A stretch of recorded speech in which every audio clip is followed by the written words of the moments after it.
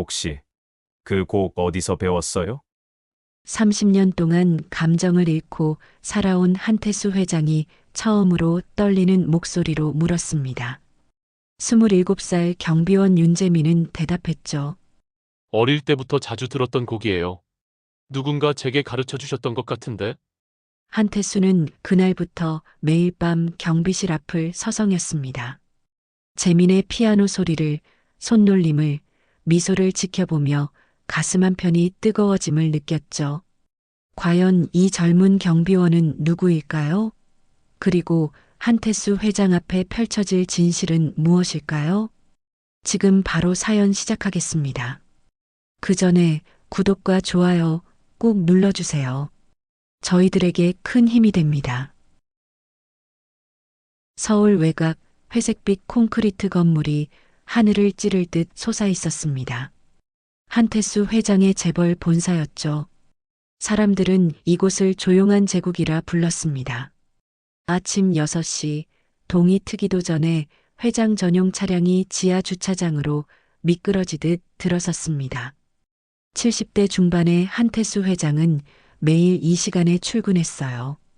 늙은 몸이지만 습관처럼 움직이는 발걸음은 기계처럼 정확했습니다. 엘리베이터 앞에는 이미 몇몇 직원들이 서 있었어요. 회장의 출근 시간을 알고 있는 이들이었죠. 엘리베이터 문이 열리자 직원들은 일제히 허리를 숙였습니다. 회장님, 오늘도 일찍 나오셨네요. 한 부장이 조심스럽게 인사를 건넸습니다. 한태수는 짧게 고개만 끄덕였어요. 늙으면 잠이 줄지. 차갑고 무뚝뚝한 목소리였습니다. 직원들은 더 이상 말을 잇지 못했어요. 회장의 차가운 분위기가 엘리베이터 안을 꽉 채웠으니까요. 최고층 회장실에 도착한 한태수는 가죽 의자에 앉아 창밖을 바라봤습니다. 서울의 아침 풍경이 발 아래 펼쳐졌어요. 수많은 빌딩과 도로, 그리고 바쁘게 움직이는 사람들.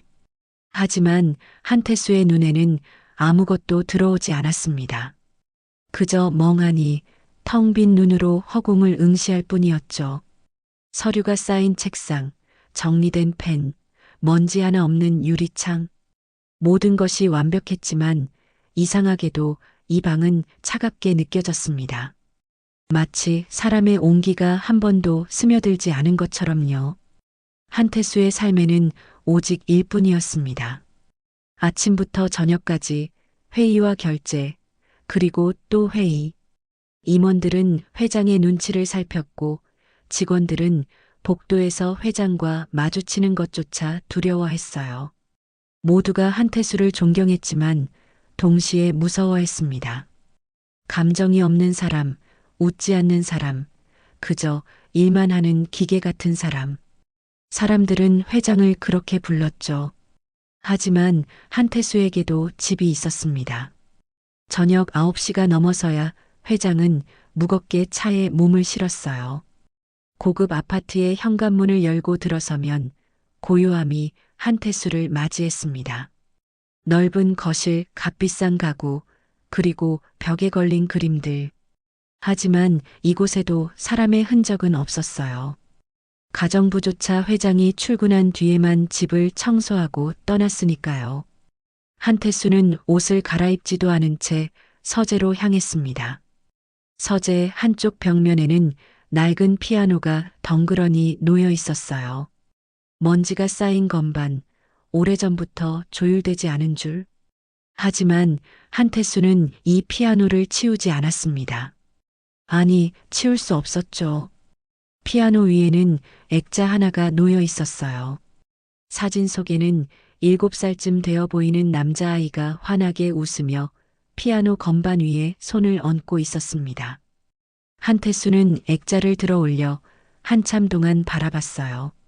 사진 속 아이의 이름은 한서준이었습니다. 한태수의 외아들이었죠. 서준은 피아노를 무척 좋아하는 아이였어요. 매일 저녁이면 이 자리에 앉아 서툰 솜씨로 건반을 두드렸습니다. 한태수는 바쁜 사람이었지만 아들의 피아노 소리만큼은 언제나 귀 기울여 들었어요. 서재 문을 열어두고 일하는 척하면서도 아들의 연주에 미소를 지었죠. 아버지, 이 곡 들어보세요. 오늘 선생님한테 배웠어요. 서준은 언제나 신이 나서 연주를 들려주곤 했습니다. 서툴지만 정성스러운 선율이 집안을 채웠어요. 그때만큼은 한태수도 웃었습니다. 진심으로 행복했죠. 하지만 그 행복은 너무 짧았습니다. 30년 전 겨울, 눈이 내리던 어느 날이었어요. 서준은 피아노 학원에서 돌아오는 길이었습니다. 차가 미끄러지면서 중앙선을 넘었고 마주오던 트럭과 정면 충돌했죠. 소식을 들은 한태수는 미친 듯이 병원으로 달려갔지만 이미 늦었습니다. 아들은 차가운 시신으로 누워 있었어요. 한태수는 아들의 손을 잡고 하루 종일 울었습니다. 목이 쉬도록 정신이 나갈 정도로 울었죠. 그날 이후 한태수는 웃음을 잃었습니다. 아니, 감정 자체를 잃어버렸어요. 장례를 치르고 난 뒤 한태수는 아들의 방을 그대로 두었습니다. 피아노도 책상도 인형도 모두 그대로. 하지만 아무도 그 방에 들어가지 않았어요. 한태수조차도 문 앞에 서서 망설이다가 돌아서곤 했습니다. 너무 아팠으니까요. 너무 그리웠으니까요. 세월이 흘렀습니다. 한태수는 일에만 몰두했어요. 감정을 느끼지 않기 위해, 아픔을 잊기 위해 미친 듯이 일했습니다. 회사는 성장했고 재산은 불어났지만 한태수의 마음은 점점 더 얼어붙었어요. 사람들은 회장을 냉혈한이라 불렀지만 아무도 그 이유를 몰랐습니다. 한태수가 얼마나 큰 슬픔을 안고 사는지 아무도 알지 못했죠. 오늘도 한태수는 사진 앞에 서 있었습니다. 손으로 액자를 쓰다듬으며 작은 목소리로 속삭였어요. 서준아, 아버지는 오늘도 살아가고 있다. 하지만 이게 사는 건지 모르겠구나. 사진 속 아이는 여전히 환하게 웃고 있었습니다. 그 웃음이 한태수의 가슴을 저며왔어요. 한태수는 액자를 제자리에 놓고 조용히 서재를 나섰습니다. 또다시 긴 밤이 시작되었죠. 그날도 한태수는 회사에 남아 있었습니다. 밤 10시가 넘었지만 회장실 불은 여전히 환하게 켜져 있었어요. 책상 위에는 검토해야 할 서류들이 산더미처럼 쌓여 있었습니다. 한태수는 안경을 벗어 책상에 내려놓고 눈을 감았어요. 피곤했지만 집에 가고 싶지 않았습니다. 집에 가면 또 그 텅 빈 공간과 마주해야 했으니까요. 창밖으로는 서울의 야경이 반짝이고 있었습니다. 수많은 불빛들이 도시를 밝히고 있었지만 한태수의 마음은 어둠 속에 잠겨 있었어요. 한태수는 자리에서 일어나 복도로 나섰습니다. 심야 순찰을 하려는 것이 아니었어요. 그저 무료함을 달래기 위해 걷고 싶었을 뿐이죠. 최고층에서 엘리베이터를 타고 내려가면서 한태수는 창밖의 어둠을 멍하니 바라봤습니다. 1층 로비에 도착했을 때였어요. 이상하게도 희미한 소리가 들려왔습니다. 피아노 소리였죠. 한태수는 걸음을 멈췄어요. 이 시간에 누가 피아노를 연주한다는 말인가요? 회사 건물 어디에도 피아노는 없었습니다. 아니, 정확히 말하면 로비 한쪽에 장식용 피아노가 하나 있긴 했어요. 하지만 그건 오래전부터 조율도 되지 않은 채 방치된 악기였습니다. 소리는 분명했습니다. 누군가 피아노를 치고 있었어요. 한태수는 조심스럽게 소리를 따라 걸었습니다. 발소리를 죽이며 복도를 지나자 경비실 쪽에서 불빛이 새어나오고 있었어요. 유리문 너머로 한 사람의 뒷모습이 보였습니다. 젊은 남자였어요. 경비복을 입은 채 낡은 피아노 앞에 앉아 있었죠. 한태수는 숨을 죽이고 그 모습을 지켜봤습니다. 경비원의 손가락이 건반 위를 미끄러지듯 움직였어요. 서툴지 않았습니다. 오히려 능숙하고 부드러웠죠. 선율이 조용히 흘러나왔어요. 그 곡은 한태수에게 너무나 익숙한 멜로디였습니다. 심장이 철렁 내려앉았어요. 손이 떨리기 시작했죠. 그 곡은 아들 서준이 마지막으로 연습하던 곡이었습니다. 슈베르트의 즉흥곡이었어요. 서준은 사고 나기 일주일 전까지 이 곡을 연습했습니다. 아버지, 이 곡 정말 어려워요. 하지만 꼭 완성하고 싶어요. 서준은 그렇게 말하며 매일 밤 피아노 앞에 앉았죠. 하지만 완성하지 못했습니다. 영영 완성할 수 없게 되었어요. 한태수는 유리문에 기댄 채 그 연주를 들었습니다. 눈시울이 뜨거워졌어요. 가슴속 깊은 곳에서 무언가가 끓어오르는 것 같았습니다. 슬픔이었을까요? 그리움이었을까요? 한태수는 알 수 없었어요. 다만 30년 동안 얼어붙어 있던 감정이 조금씩 녹아내리고 있었습니다. 경비원은 연주를 마치고 천천히 손을 내렸습니다. 그리고 작은 한숨을 내쉬었어요. 만족스러운 표정이었죠. 한태수는 문을 열고 싶었지만 망설여졌습니다. 말을 걸어야 할까요? 아니면 그냥 돌아가야 할까요? 하지만 발이 떨어지지 않았어요. 그때 경비원이 몸을 돌렸습니다. 그리고 유리문 너머의 한태수와 눈이 마주쳤죠. 경비원은 깜짝 놀라 벌떡 일어섰습니다. 회장님, 죄송합니다. 너무 시끄러웠죠? 당황한 목소리였어요. 한태수는 천천히 문을 열고 경비실 안으로 들어갔습니다. 경비원은 고개를 숙인 채 사과했어요. 정말 죄송합니다. 제가 감히 회사 피아노를. 한태수는 손을 들어 경비원의 말을 막았습니다. 그리고 떨리는 목소리로 물었어요. 그 곡, 어디서 배웠나? 경비원은 조심스럽게 대답했습니다. 어릴 때부터 자주 들었던 곡이에요. 이상하게 이 곡을 들으면 마음이 편해져서요. 한태수는 경비원의 얼굴을 자세히 들여다봤습니다. 27, 8쯤 되어 보이는 젊은 남자였어요. 깨끗한 인상에 순수해 보이는 눈빛. 하지만 어딘가 슬픔이 배어있는 표정이었죠. 자주 들었다고? 한태수가 다시 물었습니다. 경비원은 고개를 끄덕였어요.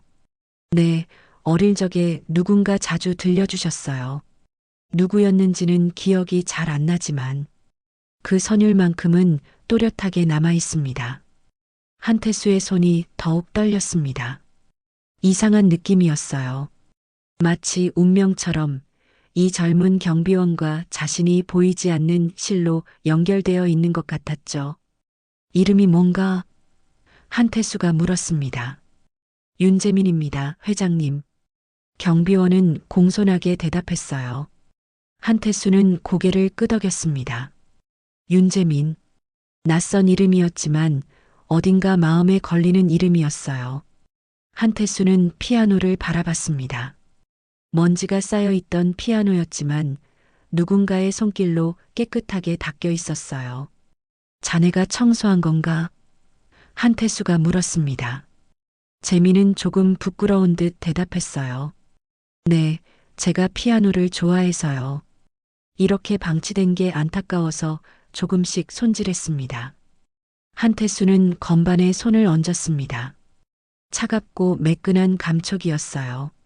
손가락이 건반을 눌렀지만 소리는 나오지 않았습니다. 한태수는 피아노를 칠 줄 몰랐으니까요. 계속 쳐도 되네. 자네가 치는 게 나쁘지 않았어. 한태수는 짧게 말하고 경비실을 나섰습니다. 재민은 어리둥절한 표정으로 한태수의 뒷모습을 바라봤어요. 한태수는 복도를 걸으며 가슴을 짚었습니다. 심장이 빠르게 뛰고 있었어요. 30년 만에 처음 느끼는 감정이었습니다. 슬픔도 기쁨도 아닌 묘한 설렘 같은 것이었죠. 그날 밤 한태수는 집에 돌아가지 않고 회장실 소파에 누웠습니다. 눈을 감으면 재민의 연주가 귓가에 맴돌았어요. 아들의 모습이 떠올랐습니다. 어린 서준이 피아노 앞에 앉아 웃던 모습, 서툰 손가락으로 건반을 두드리던 모습, 그리고 오늘 본 재민의 모습이 겹쳐졌어요. 왜 이렇게 가슴이 아픈 걸까요? 왜 이렇게 마음이 흔들리는 걸까요? 한태수는 알 수 없었습니다. 다만 한 가지는 확실했어요. 내일도 모레도 이 건물에 남아서 그 피아노 소리를 듣고 싶다는 것.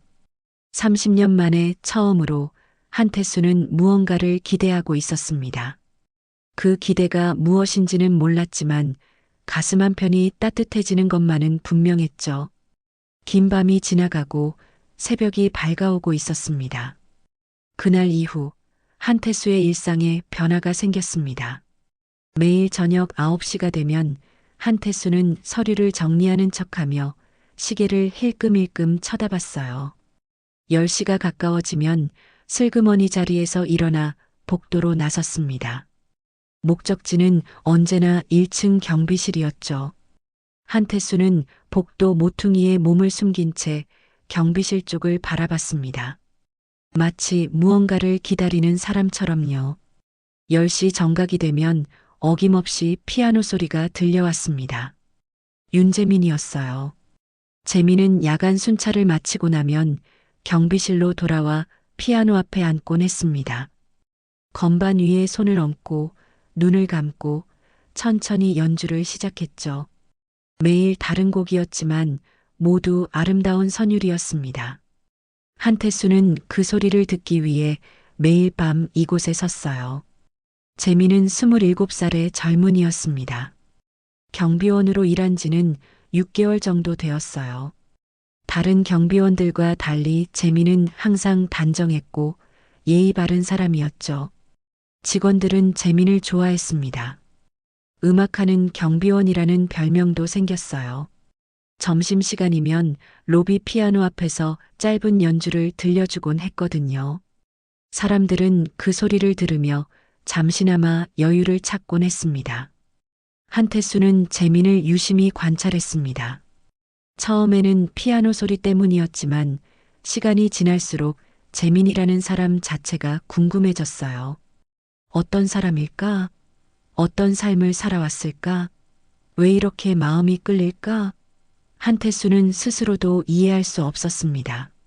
하지만 재민을 볼 때마다 가슴 한편이 저릿했어요. 어느 날 저녁 한태수는 용기를 내어 경비실로 들어갔습니다. 재민은 피아노 연주를 막 마친 참이었어요. 회장님, 안녕하십니까? 재민은 놀라며 일어섰습니다. 한태수는 고개를 끄덕이며 피아노 옆 의자에 앉았어요. 오늘 곡은 뭐였나? 한태수가 물었습니다.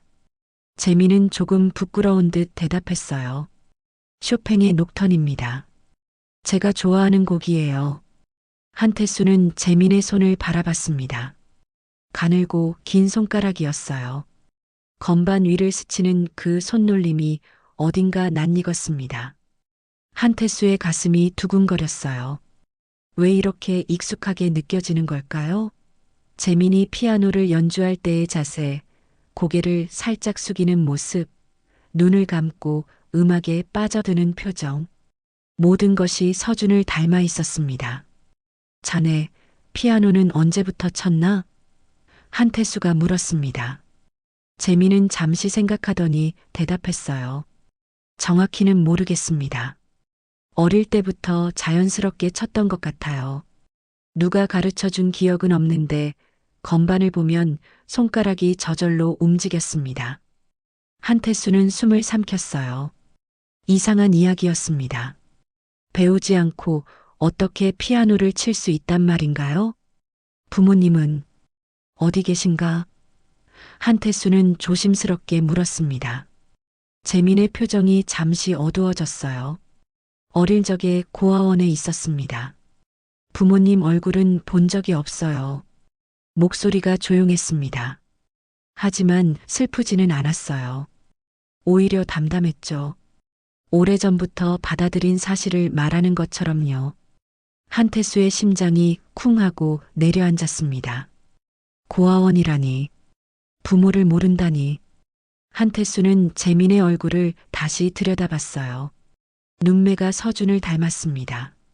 미간 사이의 점도 웃을 때 살짝 올라가는 입꼬리도 비슷했어요. 우연일까요? 아니면? 한태수는 상상하지 않으려 했지만 마음속 깊은 곳에서 무언가가 속삭이고 있었습니다. 고아원은 어디였나? 한태수가 다시 물었습니다. 재민은 고개를 가우뚱하며 대답했어요. 서울 근교였던 것 같습니다. 정확한 기억은 안 나요. 7살 때 다른 곳으로 옮겨졌거든요. 한태수는 더 이상 묻지 못했습니다. 목이 메었어요. 만약, 정말 만약에 이 청년이 서준과 어떤 연관이 있다면 한태수는 고개를 저었습니다. 말도 안 되는 생각이었죠. 하지만 마음은 다르게 움직이고 있었습니다. 한태수는 경비실을 나와 회장실로 돌아왔어요. 그리고 책상 앞에 앉아 한참을 망설이다가 비서에게 전화를 걸었습니다. 내일 아침 일찍 내 방으로 오게. 한태수의 목소리는 떨리고 있었습니다. 비서는 이상하다는 듯 대답했어요. 네, 회장님. 무슨 일이십니까? 내일 얘기하지. 그날 밤 한태수는 잠을 이룰 수 없었습니다. 눈을 감으면 재민의 얼굴이 떠올랐어요. 그리고 서준의 얼굴이 겹쳐졌습니다. 손가락의 움직임, 피아노를 치는 자세, 심지어 앉아 있는 모습까지 닮아 있었어요. 이건 단순한 우연이 아니었습니다.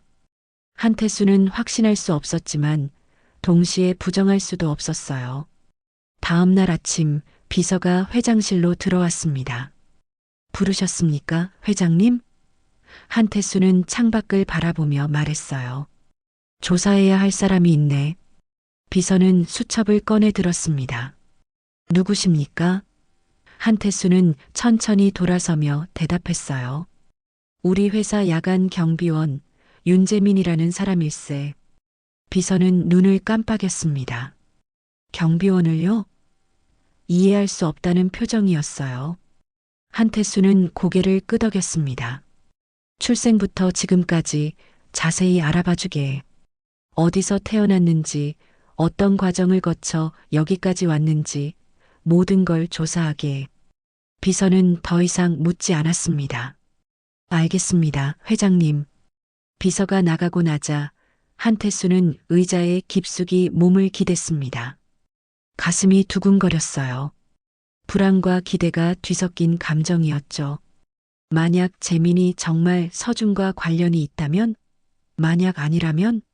어느 쪽이든 한태수는 진실을 알아야 했습니다.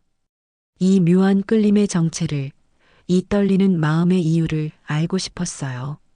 그날 저녁에도 한태수는 경비실 앞에 섰습니다. 유리문 너머로 재민이 피아노를 치고 있었어요. 한태수는 그 모습을 지켜보며 속으로 중얼거렸습니다. 재민아, 너는 대체 누구냐? 피아노 소리가 복도를 채웠습니다. 슬프고도 아름다운 선율이었어요. 한태수의 눈가에 눈물이 맺혔습니다. 30년 만에 처음 흘리는 눈물이었죠. 일주일이 흘렀습니다. 한태수는 그 어느 때보다 불안한 시간을 보냈어요.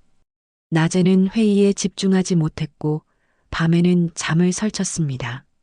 비서의 조사 결과를 기다리는 동안 한태수는 매일 밤 경비실 앞에 섰어요. 재민의 피아노 소리를 들으며 한태수는 스스로에게 물었습니다. 왜 이렇게 마음이 조급한 걸까? 왜 이렇게 떨리는 걸까? 재민은 여전히 순수했습니다. 한태수를 볼 때마다 공손하게 인사했고 부탁하지 않아도 피아노 연주를 들려주었어요. 재민은 한태수가 자신을 지켜본다는 걸 눈치채지 못했습니다. 아니, 눈치챘어도 이상하게 생각하지 않았죠. 그저 회장이 음악을 좋아하는 사람이라고 생각했을 뿐이에요. 금요일 오전 비서가 회장실 문을 두드렸습니다. 회장님, 들어가도 되겠습니까? 한태수는 심장이 쿵 내려앉는 걸 느꼈어요. 들어오게. 목소리가 떨렸습니다. 비서가 조심스럽게 문을 열고 들어왔어요. 손에는 두툼한 갈색 봉투가 들려 있었습니다. 비서는 책상 앞에 봉투를 내려놓았습니다. 조사를 완료했습니다, 회장님. 한태수는 봉투를 바라보며 손을 뻗었어요. 하지만 손이 떨려서 쉽게 집을 수가 없었습니다. 비서는 한태수의 표정을 살폈어요. 회장님, 괜찮으십니까? 한태수는 고개를 끄덕이며 봉투를 집어들었습니다. 수고했네. 나가보게. 비서가 나가고 나자 한태수는 봉투를 열었습니다. 안에는 여러 장의 서류가 들어 있었어요. 출생신고서, 호적등본, 고아원 기록, 학교 기록, 그리고 비서가 정리한 요약보고서. 한태수는 떨리는 손으로 출생신고서를 꺼냈습니다. 윤재민, 남 출생일은 30년 전 2월이었어요. 한태수는 숨을 멈췄습니다.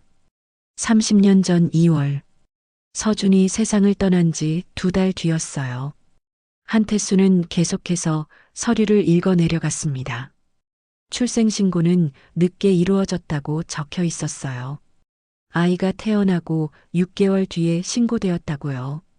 부모 이름란에는 공란이라고 표시되어 있었습니다.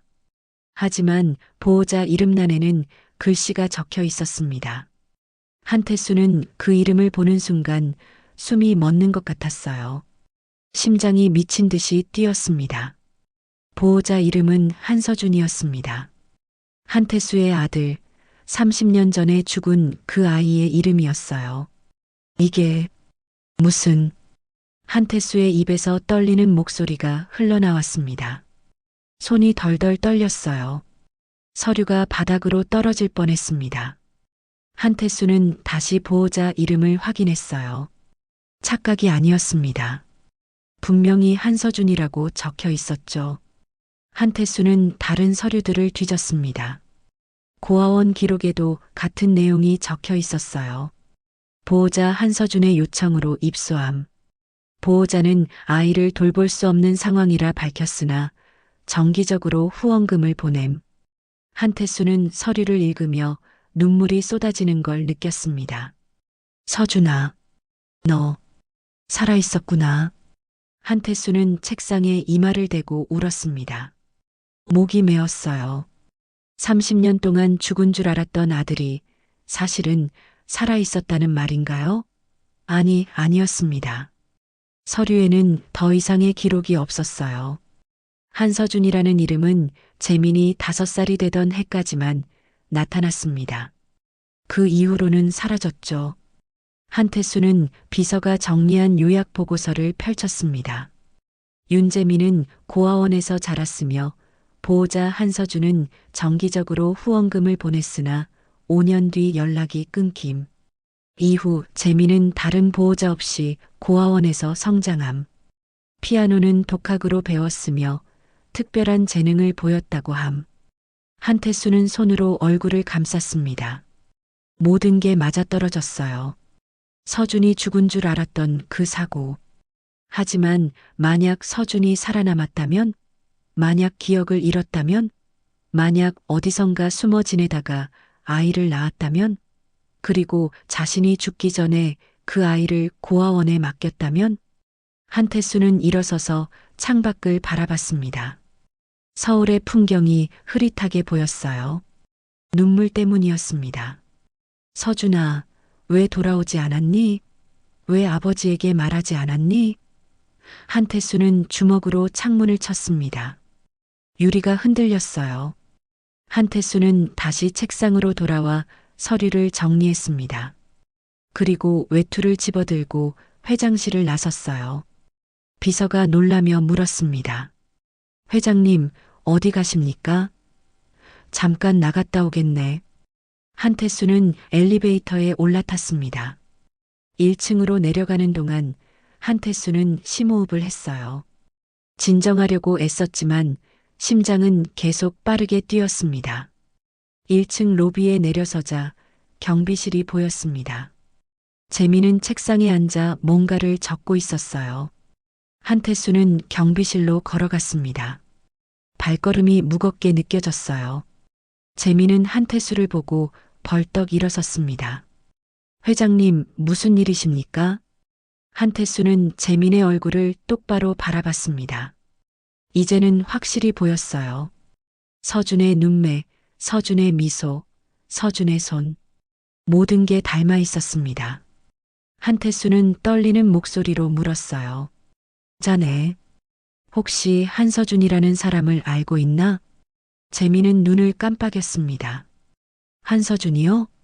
잠시 생각하더니 고개를 끄덕였어요. 네, 알고 있습니다. 한태수의 다리가 후들거렸습니다. 어떻게 아는가? 재민은 조심스럽게 대답했습니다. 제 후원자셨어요. 어릴 때 저를 많이 도와주셨죠. 지금은? 한태수가 다급하게 물었습니다. 재민은 고개를 숙였어요. 돌아가셨습니다. 제가 5살 때였어요. 고아원 원장님이 그러시더라고요. 후원자분이 편찮으시다가 세상을 떠나셨다고. 한태수는 그 자리에서 무너질 것 같았습니다. 경비실 의자에 주저앉았어요. 재민은 놀라서 한태수를 부축했습니다. 회장님, 괜찮으세요? 한태수는 고개를 저었어요. 괜찮지 않았습니다. 전혀 괜찮지 않았죠. 그 사람이 자네에게 뭐라고 했나? 한태수가 물었습니다. 재민은 잠시 기억을 더듬었어요. 자주 오셨어요. 그리고 피아노를 가르쳐 주셨습니다. 제 손을 잡고 건반을 눌러주셨죠. 한태수의 눈에서 눈물이 주르르 흘러내렸습니다. 재민은 당황했어요. 회장님, 왜 우세요? 한태수는 대답하지 못했습니다. 그저 고개를 숙인 채 울기만 했어요. 30년 동안 참았던 슬픔이, 억눌렀던 그리움이 모두 터져 나왔습니다. 회장님, 재민은 어쩔 줄 몰라 했습니다. 한태수는 손수건을 꺼내 눈물을 닦았어요. 그리고 떨리는 목소리로 말했습니다. 재민아, 자네는 내 손자일지도 모르네. 재민은 멍한 표정으로 한태수를 바라봤습니다. 네. 한태수는 재민의 손을 잡았습니다. 따뜻했어요. 살아있는 사람의 온기였습니다. 한서준은 내 아들이었네. 재민은 눈을 크게 떴습니다. 회장님의 아들이요? 한태수는 고개를 끄덕였어요. 30년 전에 죽은 줄 알았지. 하지만 자네가 있다는 건 서준이 살아있었다는 증거일세. 재민은 한참 동안 말을 잇지 못했습니다. 그리고 조용히 물었어요. 그럼 저는 정말 회장님의 손자인가요? 한태수는 고개를 끄덕였습니다. 그럴 가능성이 높네. 하지만 확실하진 않아. 더 조사해봐야 해. 그날 오후 한태수는 회장실로 돌아왔습니다. 책상 위의 서류들을 다시 펼쳐보았어요. 한서준이라는 이름이 계속 눈에 들어왔습니다. 한태수는 사진첩을 꺼냈어요. 어린 서준의 사진이 가득했습니다. 그리고 재민의 얼굴을 떠올렸죠. 닮았습니다. 분명히 닮아 있었어요. 한태수는 사진을 가슴에 안고 조용히 눈을 감았습니다. 며칠이 지났습니다. 한태수는 재민을 만나지 않았어요. 회장실에 틀어박혀 아무도 만나지 않았습니다. 비서가 걱정스럽게 물었지만 한태수는 괜찮다고만 대답했죠. 하지만 괜찮지 않았습니다. 밤마다 악몽을 꾸었어요. 서준이 나타나 말했습니다. 아버지, 왜 저를 찾지 않으셨어요? 한태수는 식은땀을 흘리며 잠에서 깨어났죠. 책상 위에는 여전히 조사 서류가 놓여 있었습니다. 한태수는 그 서류를 볼 때마다 마음이 복잡해졌어요. 재민이 정말 손자일까? 아니면 단순한 우연일까? 한태수는 확신할 수 없었습니다. 아니, 확신하고 싶지 않았어요. 만약 재민이 진짜 손자라면 30년 동안 자신은 무엇을 했단 말인가요? 손자가 고아원에서 자라는 동안 자신은 무엇을 했습니까? 한태수는 죄책감에 시달렸습니다. 서류를 보면 볼수록 마음이 무거워졌어요. 그래서 한태수는 결심했습니다. 생각하지 말자. 받아들이지 말자. 확실하지 않은 일에 마음 쓰지 말자. 한태수는 서류를 서랍 깊숙이 넣어버렸습니다. 그리고 스스로에게 말했어요. 확실하지 않아. 혈연이 아닐 수도 있어. 하지만 마음은 다르게 움직였습니다. 저녁이 되면 자꾸만 경비실 쪽이 신경 쓰였어요. 피아노 소리가 들리는 것 같았습니다.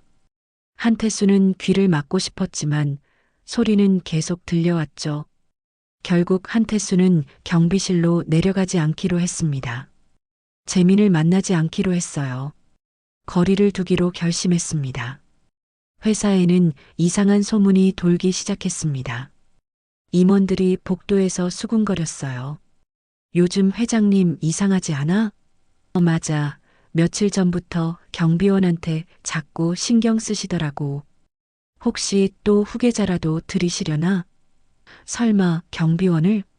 직원들은 호기심 어린 눈으로 재민을 쳐다봤습니다.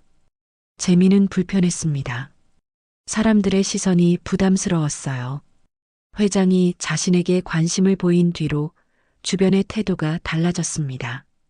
어떤 직원은 친절하게 대했고 어떤 직원은 시기하는 눈빛을 보냈죠. 재민은 그저 경비원으로 일하고 싶었을 뿐인데 이상하게 꼬여가고 있었습니다. 어느 날 오후 재민은 용기를 내어 회장실로 올라갔습니다. 비서에게 면담을 요청했어요. 회장님을 뵙고 싶습니다. 비서는 난처한 표정을 지었습니다. 회장님이 요즘 누구도 만나지 않으시는데요. 재민은 고개를 숙였어요. 꼭 뵙고 싶습니다. 잠깐만이라도요. 비서는 회장실 문을 두드렸습니다. 회장님, 경비원 윤재민이 면담을 요청했습니다. 잠시 침묵이 흘렀어요. 그리고 무거운 목소리가 들려왔습니다. 들어오라고 하게. 재민은 조심스럽게 회장실로 들어갔어요. 한태수는 창밖을 바라보고 서 있었습니다. 뒤돌아보지도 않았죠. 무슨 일인가? 한태수의 목소리는 차갑게 느껴졌습니다. 재민은 떨리는 목소리로 말했어요. 회장님, 제가 뭔가 실수를 한 건가요? 한태수는 여전히 창밖을 바라봤습니다. 무슨 말인가? 재민은 한 발짝 다가갔어요. 요즘 회장님이 저를 피하시는 것 같아서요. 한태수는 주먹을 꽉 쥐었습니다. 피하는 게 아니었어요. 두려운 것이었죠. 진실이 너무 무거워서 받아들일 자신이 없었습니다. 하지만 한태수는 그 마음을 감췄어요. 자네를 피할 이유가 없네. 차가운 목소리였습니다. 재민은 고개를 숙였습니다.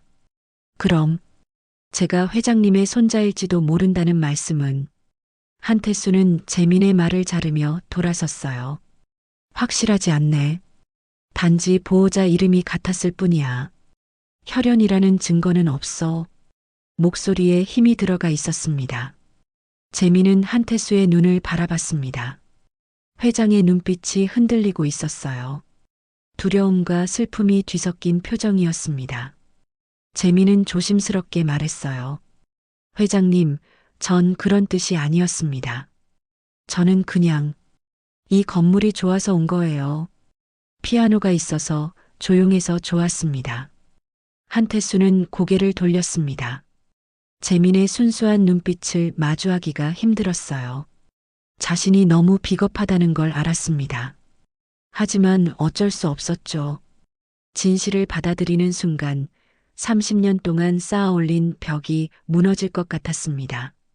한태수는 냉정하게 말했어요. 그만두게. 재민은 눈을 깜빡였습니다. 네.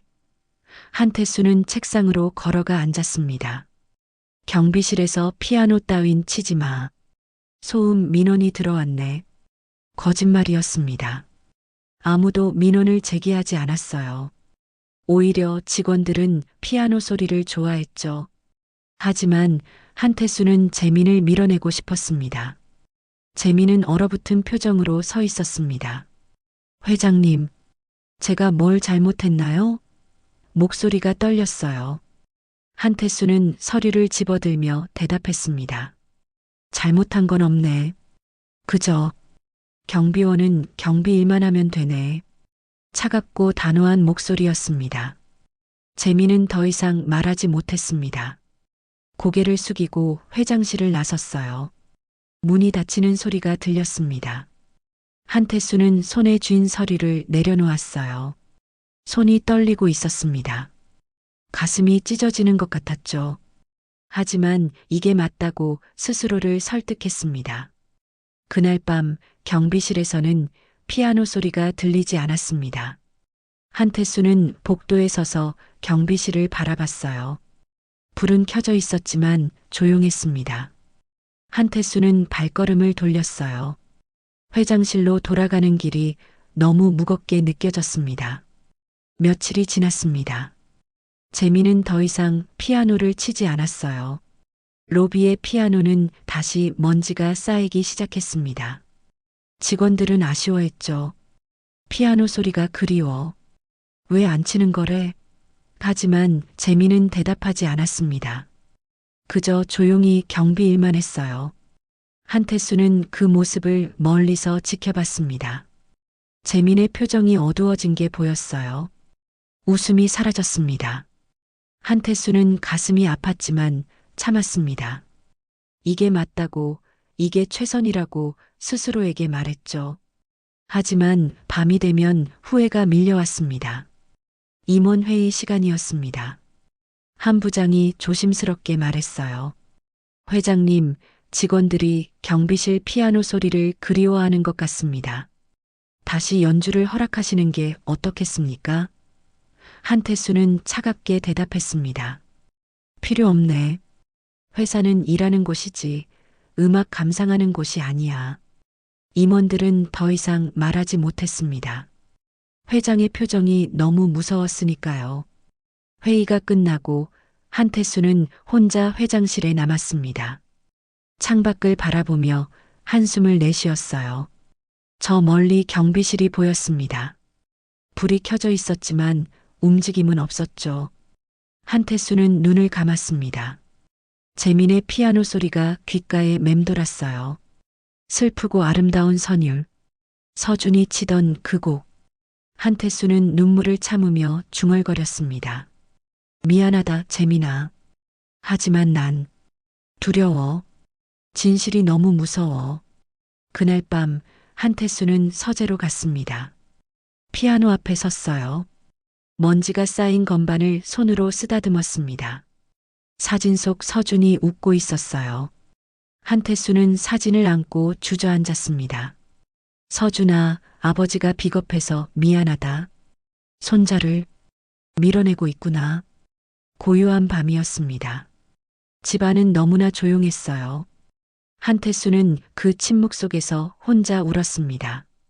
30년 동안 쌓아온 벽이 조금씩 무너지고 있었습니다. 하지만 한태수는 그 벽을 붙잡으려 애썼어요. 무너지는 게 두려웠으니까요. 월요일 아침이었습니다. 한태수는 평소처럼 회사에 도착했어요. 엘리베이터를 타고 올라가는 동안 이상하게 마음이 무거웠습니다. 불길한 예감 같은 것이었죠. 회장실에 들어서자 비서가 서류를 들고 기다리고 있었어요. 회장님, 인사팀에서 보고가 올라왔습니다. 한태수는 서류를 받아들었습니다. 퇴직서였어요. 이름을 보는 순간 심장이 멎는 것 같았습니다. 윤재민. 재민이 퇴직서를 낸 것이었죠. 한태수는 서류를 움켜쥐었습니다. 언제 낸 건가? 목소리가 떨렸어요. 비서가 대답했습니다. 금요일 오후에 제출했다고 합니다. 오늘부로 최종 퇴사 처리됩니다. 한태수는 창밖을 바라봤습니다. 가슴이 답답했어요. 이게 뭐 하는 짓인가 싶었습니다. 자신이 재민을 밀어낸 것이었죠. 피아노를 치지 말라고, 경비 일만 하라고 차갑게 말했습니다. 재민은 그 말을 듣고 떠나기로 결심한 것이었어요. 한태수는 책상에 퇴직서를 내려놓았습니다. 알았네. 그렇게 처리하게. 하지만 마음은 전혀 다른 말을 하고 있었습니다. 가지 마. 떠나지 마. 한태수는 그렇게 외치고 싶었지만 입 밖으로 꺼내지 못했어요. 비서가 나가고 나자 한태수는 의자에 깊이 몸을 기댔습니다. 천장을 바라보며 한숨을 내쉬었죠. 이게 최선이라고, 이게 맞다고 스스로를 다독였습니다. 오후가 되었습니다. 한태수는 회의에 집중하지 못했어요. 자꾸만 경비실이 신경 쓰였습니다. 재민은 지금 뭐하고 있을까? 짐을 싸고 있을까? 아니면 이미 떠났을까? 회의가 끝나고 한태수는 복도로 나섰어요. 발걸음이 자연스럽게 1층으로 향했습니다. 경비실 앞에 섰을 때 한태수는 멈춰 섰습니다. 유리문 너머로 경비실 안이 보였어요. 텅 비어 있었습니다. 책상 위는 깨끗하게 정리되어 있었죠. 재민의 흔적은 어디에도 없었습니다. 한태수는 문을 열고 안으로 들어갔어요. 경비실은 너무나 조용했습니다. 피아노가 덩그러니 놓여 있었습니다. 건반 위에는 먼지 하나 없었어요. 재민이 떠나기 전에 깨끗하게 닦아놓은 것이었죠.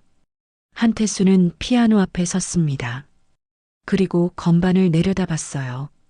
이 건반 위를 재민의 손가락이 스쳤습니다.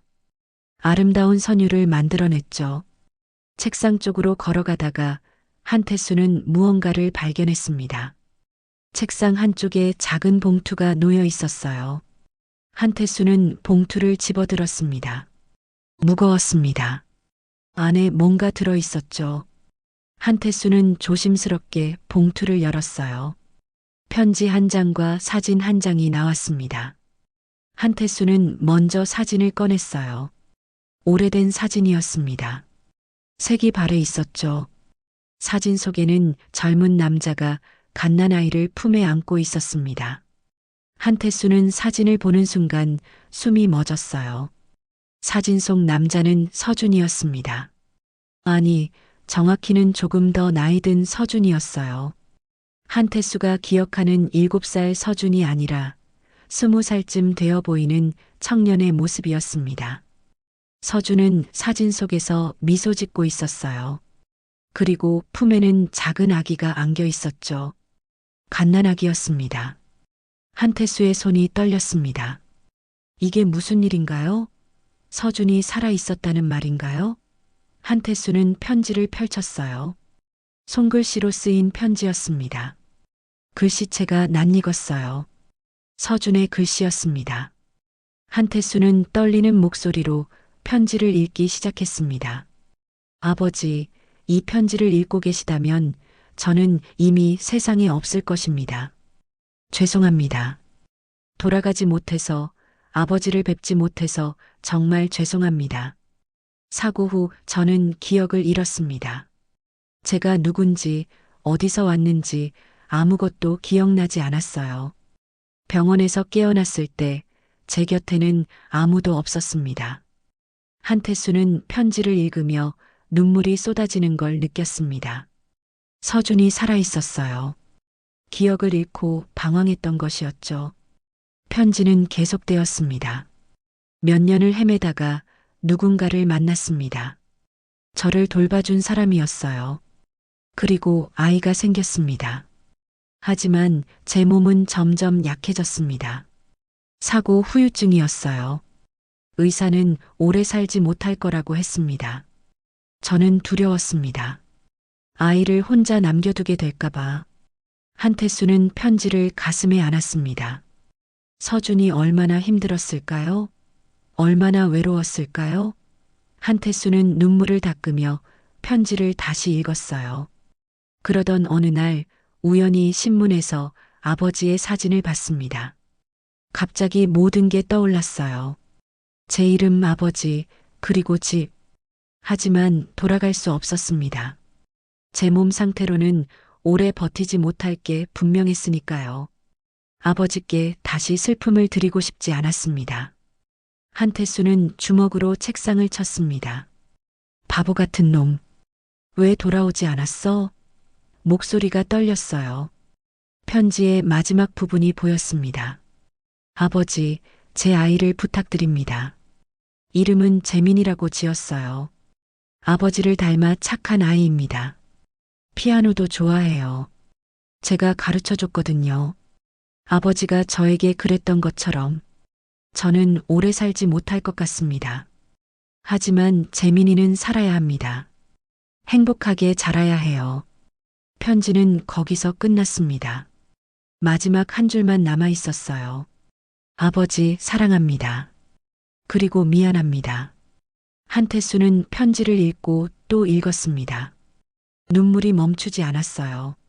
책상에 이마를 대고 오열했습니다. 서준아, 서준아. 한태수는 아들의 이름을 부르며 울었습니다. 30년 동안 참았던 슬픔이 터져 나왔어요. 가슴이 찢어지는 것 같았습니다. 서준은 살아 있었어요. 기억을 되찾았지만 돌아오지 못했습니다. 아버지를 걱정해서 슬프게 하고 싶지 않아서 멀리서 지켜봤던 것이었죠. 넌 이미 알고 있었구나. 내가 얼마나 널 그리워하는지. 그런데 왜 돌아오지 않았니? 한태수는 사진을 들여다봤습니다. 서준이 아기를 안고 웃고 있었어요. 그 아기가 재민이었습니다. 한태수의 손자였죠. 한태수는 자리에서 일어났습니다. 재민을 찾아야 했어요. 당장 찾아가서 사과해야 했습니다. 모든 걸 설명하고 손자를 안아줘야 했죠. 한태수는 경비실을 나섰습니다. 하지만 어디로 가야 할까요? 재민이 어디로 갔는지 몰랐어요. 그때였습니다. 경비실 쪽에서 피아노 소리가 들려왔어요. 한태수는 걸음을 멈췄습니다. 분명 경비실은 비어 있었는데 어떻게 피아노 소리가 날까요? 한태수는 다시 경비실로 들어갔습니다. 피아노 옆 선반에 작은 녹음기가 놓여 있었어요. 재민이 남긴 것이었습니다. 녹음기에서는 피아노 연주가 흘러나오고 있었죠. 슈베르트의 즉흥곡이었습니다. 서준이 마지막으로 연습하던 곡, 그리고 재민이 처음 연주했던 곡. 한태수는 그 자리에 주저앉았습니다. 선율이 경비실을 채웠습니다. 슬프고도 아름다운 멜로디였어요. 한태수는 그 소리를 들으며 완전히 무너졌습니다. 30년 동안 쌓아 올린 벽이 산산조각 났어요. 더 이상 버틸 수 없었습니다. 한태수는 바닥에 앉아 울었습니다. 서준아, 재민아, 미안하다. 정말 미안하다. 한태수의 목소리가 경비실에 울려 퍼졌습니다. 피아노 선율과 함께 한태수의 울음소리가 섞였어요. 밤이 깊어가고 있었습니다. 경비실 불빛만이 외롭게 켜져 있었죠. 한태수는 얼마나 그렇게 앉아 있었을까요? 피아노 소리가 멈추고 다시 처음부터 재생되었습니다. 반복되는 선율 속에서 한태수는 결심했어요. 재민을 찾아야 합니다. 어디에 있든 찾아내야 했죠. 그리고 모든 걸 말해야 했습니다. 손자라고, 사랑한다고, 미안하다고. 한태수는 비틀거리며 일어섰습니다. 편지와 사진을 품에 안았어요. 그리고 경비실을 나섰습니다. 발걸음은 무겁지 않았습니다. 오히려 가벼웠어요. 이제 한태수는 알았습니다. 무엇을 해야 하는지, 어디로 가야 하는지. 긴 밤이 지나가고 새벽이 다가오고 있었습니다. 다음 날 아침, 한태수는 비서를 불렀습니다. 윤재민의 주소를 알아봐 주게. 지금 당장. 비서는 놀란 표정으로 한태수를 바라봤어요. 회장의 얼굴이 달라져 있었습니다. 더 이상 차갑지 않았어요. 오히려 간절함이 묻어나는 표정이었죠. 네, 회장님. 바로 알아보겠습니다. 1시간 뒤 비서가 쪽지를 가져왔습니다. 재민 씨는 현재 피아노 학원에서 일하고 있다고 합니다. 주소는 여기입니다. 한태수는 쪽지를 받아들었어요. 서울 외곽의 작은 동네였습니다. 한태수는 외투를 집어들고 회장실을 나섰어요. 오늘 일정은 모두 취소하게. 차를 타고 가는 동안 한태수는 계속 편지를 읽었습니다. 품속에 사진도 넣어두었어요. 무슨 말을 해야 할까요? 어떻게 사과해야 할까요? 한태수는 마음을 정리하려 했지만 쉽지 않았습니다. 가슴이 두근거렸어요. 긴장되고 두렵고 동시에 기대되었습니다. 차는 한적한 주택가에 멈춰 섰습니다. 골목길 한쪽에 작은 건물이 있었어요. 2층짜리 건물이었습니다. 입구에는 소망 피아노 학원이라는 간판이 걸려 있었죠. 한태수는 차에서 내렸습니다. 건물 안에서 피아노 소리가 들려왔어요. 한태수는 천천히 계단을 올라갔습니다. 2층 문 앞에 섰을 때 피아노 소리가 더 또렷하게 들렸어요. 재민이었습니다. 한태수는 숨을 깊이 들이마셨어요. 그리고 문을 두드렸습니다. 피아노 소리가 멈췄습니다. 잠시 후 문이 열렸어요. 재민이 문 앞에 서 있었습니다. 놀란 표정이었어요. 회장님? 재민은 믿을 수 없다는 듯 한태수를 바라봤습니다. 한태수는 재민의 얼굴을 똑바로 보았어요. 머뭇거림 없이 진심을 담아 말했습니다. 재민아. 그 한마디에 재민은 얼어붙었습니다. 회장이 자신을 이름으로 부른 것이었어요. 존댓말도 아니고 그저 재민아라고. 한태수는 한 발짝 다가섰습니다. 들어가도 되겠나? 재민은 고개를 끄덕이며 문을 활짝 열었어요. 학원 안은 작았지만 아늑했습니다.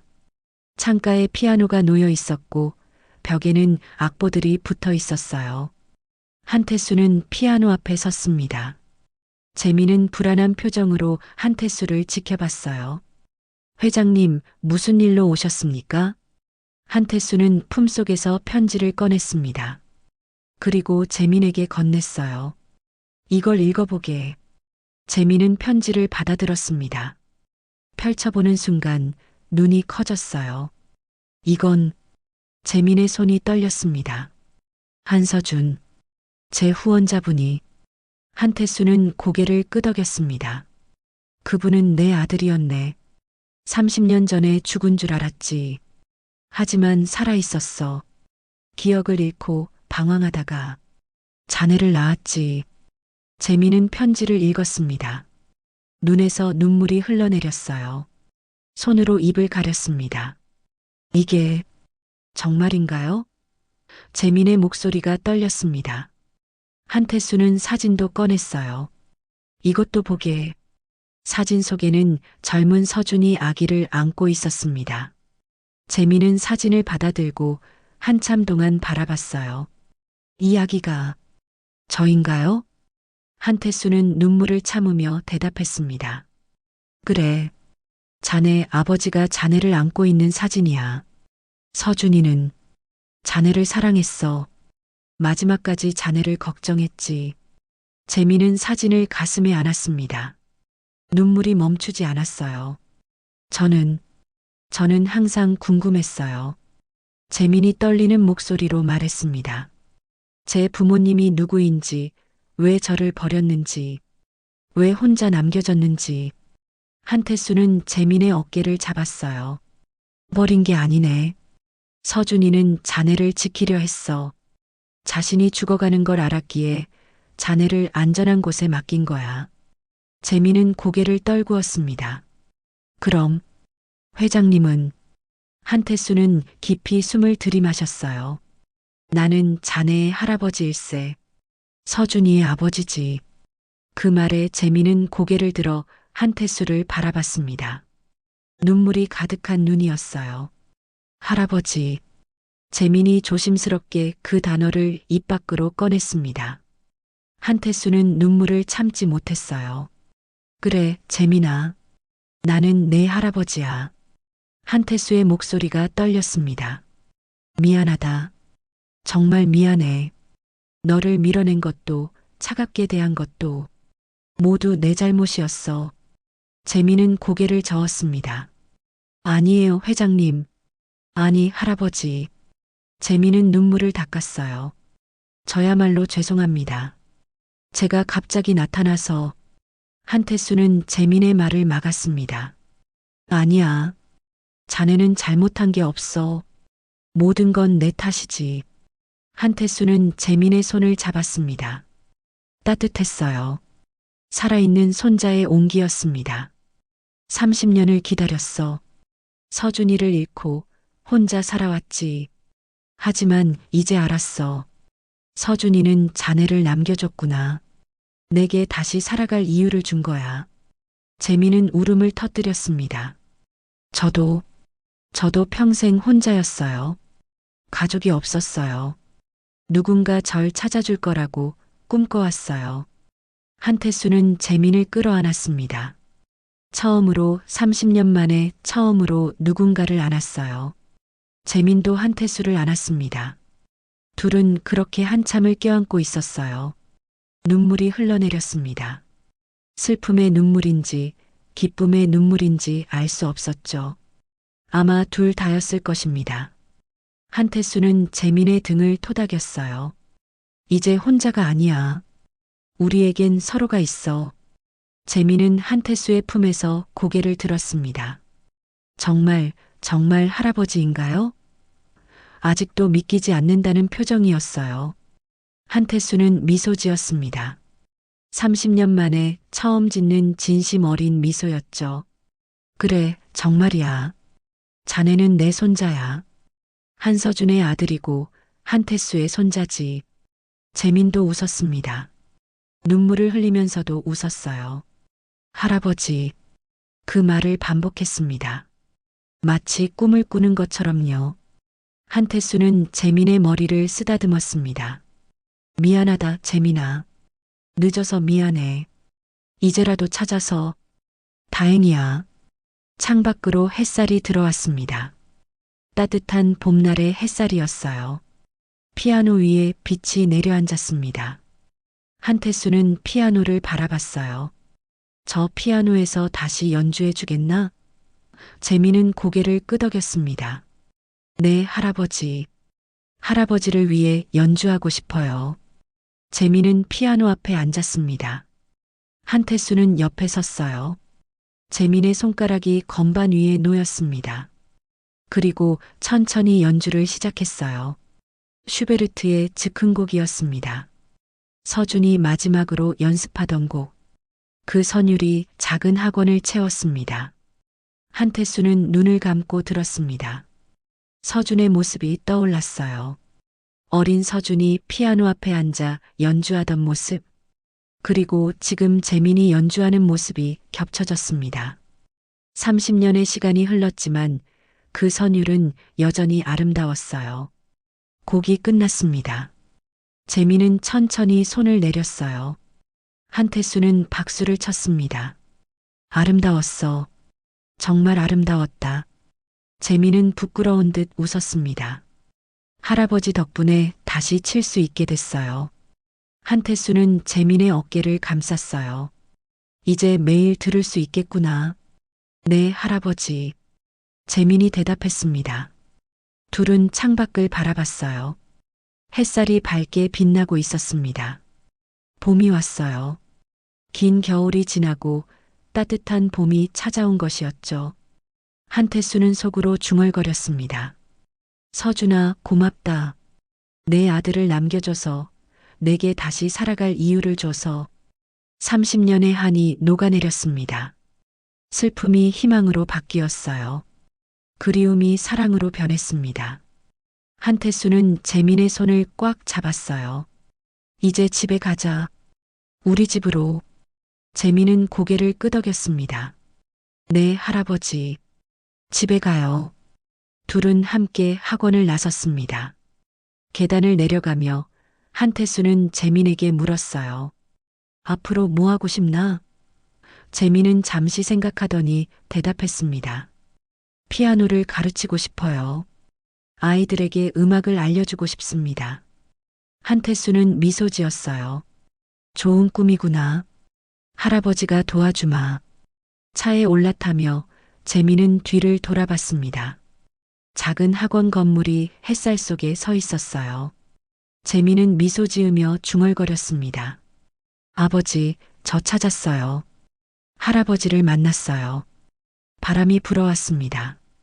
따뜻한 봄바람이었죠. 한 달이 흘렀습니다. 회사에는 큰 변화가 생겼어요. 본사 로비 중앙에 새로운 피아노가 놓였습니다. 검은색 그랜드 피아노였어요. 최고급 악기였죠. 직원들은 수군거렸습니다. 회장님이 직접 고르셨대. 손자분을 위해서래. 소문은 빠르게 퍼졌어요. 한태수는 재민을 회사로 불렀습니다. 하지만 경비원이 아니었어요. 문화예술 담당 이사로 임명했죠. 재민은 당황했습니다. 할아버지, 제가 그런 자리에 어울릴까요? 한태수는 단호하게 말했어요. 자네는 내 손자야. 당당하게 일하면 돼. 그리고 자네가 좋아하는 음악을 하면서 말이지. 재민의 업무는 간단했습니다. 직원들의 문화생활을 책임지고 매주 금요일 오후에는 로비에서 작은 연주회를 여는 것이었어요. 처음에는 부담스러웠지만 재민은 곧 익숙해졌습니다. 피아노 앞에 앉으면 모든 게 자연스러웠으니까요. 첫 번째 금요일이 찾아왔습니다. 오후 3시 재민은 로비 피아노 앞에 앉았어요. 직원들이 하나둘 모여들었습니다.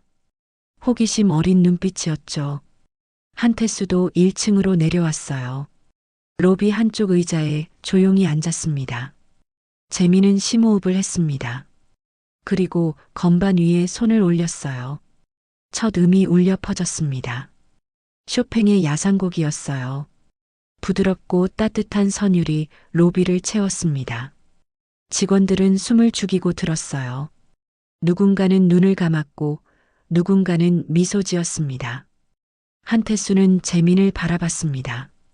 손자가 피아노를 치는 모습은 정말 아름다웠어요. 마치 서준을 보는 것 같았습니다. 아니, 서준이 그곳에 있는 것 같았죠.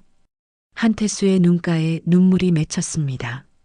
하지만 슬픈 눈물이 아니었어요.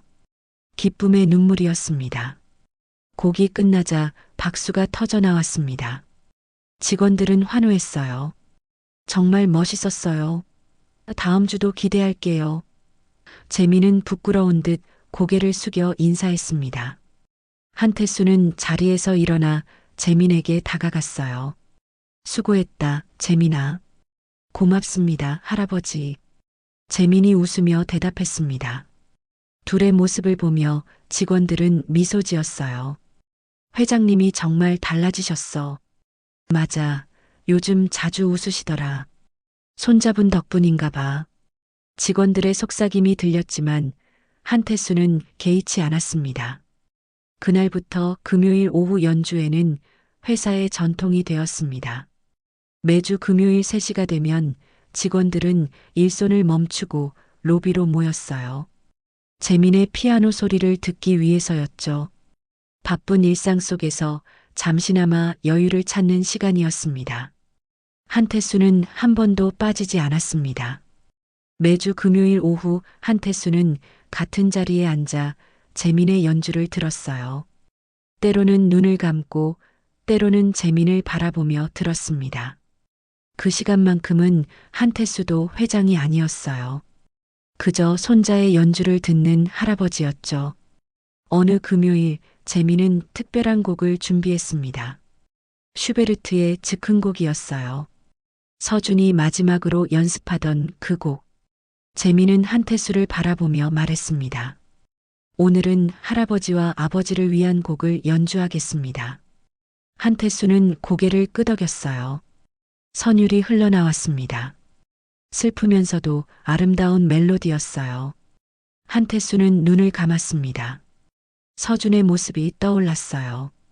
어린 서준이 피아노 앞에 앉아 이 곡을 연습하던 모습, 그리고 지금 재민이 그 곡을 완성하고 있었습니다. 서준이 못다 이룬 꿈을 재민이 이어가고 있었죠. 곡이 끝났을 때 로비는 조용했습니다. 누구도 박수를 치지 않았어요. 모두가 감동에 젖어 있었습니다. 한태수는 천천히 자리에서 일어났어요. 그리고 재민에게 걸어갔습니다. 재민을 끌어안으며 속삭였죠. 고맙다, 재민아. 서준이도 기뻐할 거야. 할아버지. 재민도 한태수를 안았습니다. 그때서야 박수가 터져 나왔어요. 직원들은 눈물을 닦으며 박수를 보냈습니다. 아름다운 순간이었어요.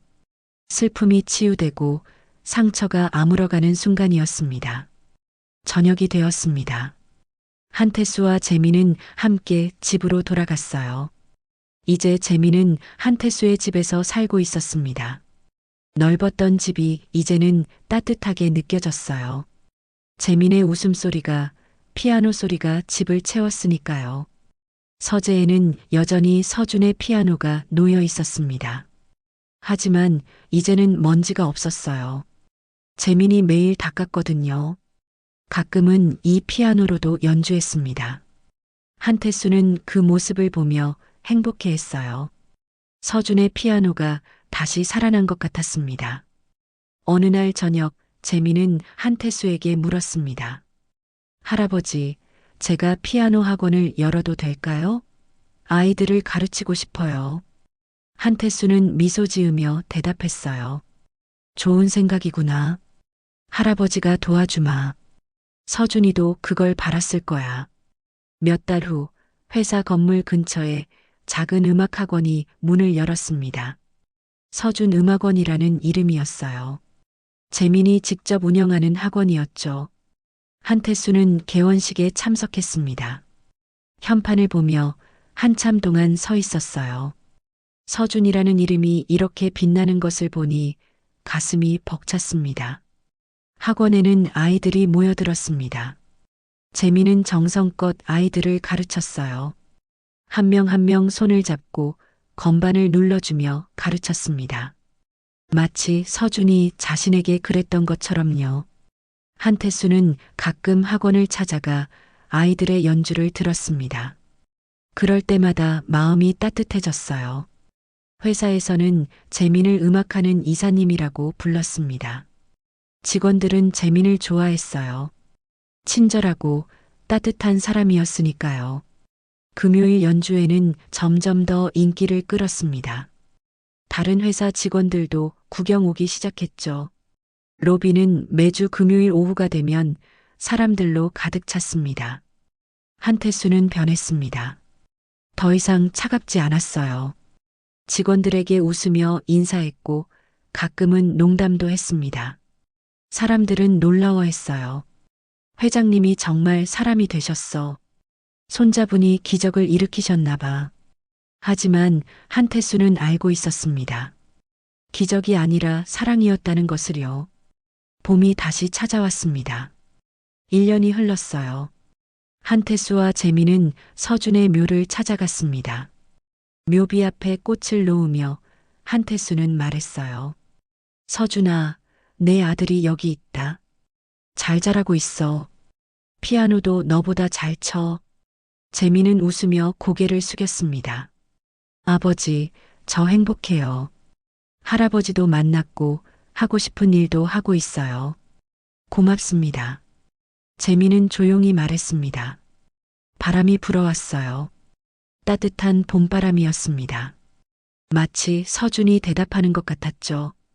한태수는 재민의 어깨를 감싸며 말했어요. 우리 이제 집에 가자. 네, 할아버지. 둘은 함께 묘지를 나섰습니다. 걸어가며 재민이 물었어요. 할아버지, 오늘 저녁에 뭐 먹고 싶으세요? 한태수는 웃으며 대답했습니다. 자네가 해주는 거면 뭐든 좋아. 재민도 웃었어요. 그럼 제가 특별한 걸 만들어 드릴게요. 회사 건물이 보였습니다. 저 안에는 피아노가 있었어요. 매주 금요일이면 울려 퍼지는 피아노 소리. 그 소리는 이제 회사의 상징이 되었습니다. 사람들은 그 소리를 들으며 위로받았고 힘을 얻었어요. 슬픔이 희망으로, 그리움이 사랑으로 바뀌는 순간이었습니다. 한태수는 하늘을 올려다봤습니다. 파란 하늘이 펼쳐져 있었어요. 구름이 천천히 흘러가고 있었습니다. 한태수는 속으로 중얼거렸어요. 서준아, 걱정 마라. 내 아들은 잘 있다. 그리고 아버지도. 이제 괜찮아. 재민의 피아노 소리가 들리는 것 같았습니다. 아름답고 따뜻한 선율이었어요. 그 소리 속에서 한태수는 평화를 찾았습니다. 30년의 한이 완전히 녹아내렸죠. 이제 한태수에게는 미래가 있었습니다. 손자와 함께할 미래가요. 창밖으로 봄 햇살이 따뜻하게 내리쬐었습니다. 로비의 피아노가 햇살을 받아 반짝였어요. 경비실 앞에서 시작된 그 피아노 소리는 이제 건물 전체를 채우고 있었습니다. 사람들의 마음속까지 스며들고 있었죠. 한태수와 재민은 함께 건물로 들어갔습니다. 직원들이 인사했어요. 회장님, 이사님, 안녕하세요. 둘은 웃으며 답했습니다. 엘리베이터를 기다리며 재민이 말했어요. 할아버지, 다음 주 금요일에는 특별한 곡을 준비하고 있어요. 기대하마. 한태수가 대답했습니다. 엘리베이터 문이 열렸어요. 둘은 함께 안으로 들어갔습니다. 문이 닫히며 로비에는 다시 평온이 찾아왔어요. 하지만 그 평온 속에는 따뜻함이 있었습니다. 사랑이 있었고 희망이 있었죠. 저녁 무렵 재민은 집에서 피아노를 쳤습니다. 한태수는 서재에서 그 소리를 들었어요. 예전처럼 문을 열어두고 일하는 척하면서 들었습니다. 하지만 이제는 달랐어요. 더 이상 슬프지 않았습니다. 행복했어요. 피아노 소리가 집을 채웠습니다. 그 소리는 창문을 통해 밖으로 퍼져나갔어요. 동네 사람들도 그 소리를 들었습니다. 아름다운 선율이었죠. 한태수는 미소 지으며 눈을 감았습니다. 이제 한태수의 삶에는 음악이 있었어요. 그리고 사랑이 있었습니다. 밤이 깊어갔습니다. 별들이 하늘에 반짝이고 있었어요. 한태수는 창밖을 바라보며 생각했습니다. 인생은 참 신기하다고요. 슬픔 끝에는 기쁨이 오고 이별 끝에는 만남이 있었습니다. 한태수는 그걸 배웠어요. 재민의 연주가 끝났습니다. 한태수는 서재를 나와 거실로 갔어요. 재민이 피아노 앞에 앉아 있었습니다. 할아버지, 저녁 준비됐어요. 재민이 웃으며 말했습니다. 한태수는 고개를 끄덕이며 식탁으로 갔어요. 둘은 마주 앉아 저녁을 먹었습니다. 맛있구나.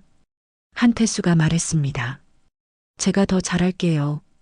재민이 대답했어요. 둘은 웃으며 대화를 나눴습니다. 평범한 대화였지만 그 속에는 행복이 가득했어요. 한태수는 깨달았습니다. 이게 바로 가족이구나. 이게 바로 사랑이구나. 그날 밤 한태수는 평온하게 잠들었습니다. 오랜만에 악몽 없이 잘 잤어요. 꿈속에서는 서준이 나타났습니다. 웃으며 말했죠. 아버지, 고맙습니다. 제 아들을 잘 부탁드려요. 한태수는 꿈속에서 대답했어요. 걱정 마라, 서준아. 아버지가 잘 돌볼게. 새벽이 밝아왔습니다. 새로운 하루가 시작되었어요. 한태수는 일어나 창문을 열었습니다. 신선한 공기가 들어왔어요. 멀리서 새소리가 들렸습니다. 한태수는 미소 지으며 생각했어요. 오늘도 좋은 하루가 될 거라고. 피아노 소리가 다시 울려 퍼질 것입니다. 슬픔이 희망으로, 그리움이 사랑으로 바뀌는 그 선율이 한태수와 재민의 이야기는 계속될 것입니다. 함께 웃고, 함께 울고, 함께 살아가는 이야기가요. 그것이 바로 가족이니까요. 오늘의 사연 이야기 어떠셨나요? 이야기가 마음에 드셨다면 구독과 좋아요 눌러주세요. 더 좋은 영상으로 보답하겠습니다. 행복한 하루 되시기 바랍니다. 감사합니다.